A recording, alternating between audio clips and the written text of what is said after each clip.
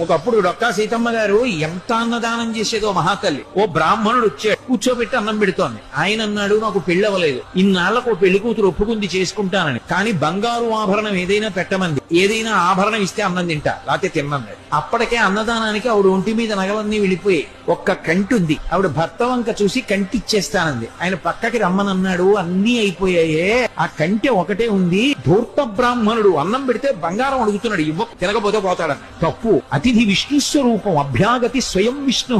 కాబట్టి ఆయనకి అన్నం పెట్టినప్పుడు బంగారం ఇచ్చేస్తాను. ఏమవుతుంది? పెళ్లి చేసుకుంటాడు, మంచిదేగా. కంటే ఒంటి మీద ఉంటే ఏమవుతుంది? శాశ్వతమా? పుణ్యం శాశ్వతం. ఇస్తానంది, నీ ఇష్టం.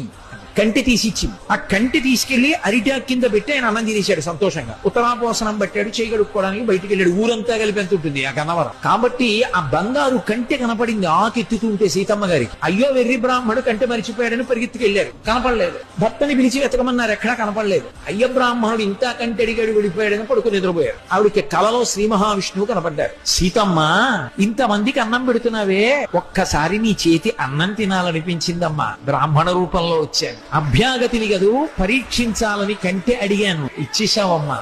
చాలు తల్లి, మురిసిపోయాను. నీ ఒంటి మీద నగలైపోయాయని బెంగ పెట్టుకుంటున్నావా? ఇంతకింత బంగారం నేను ఇస్తాలే అమ్మా. ఆవిడ లేచి భర్తకి చెప్పింది కళ. ఎప్పుడు దున్నే పొలమే.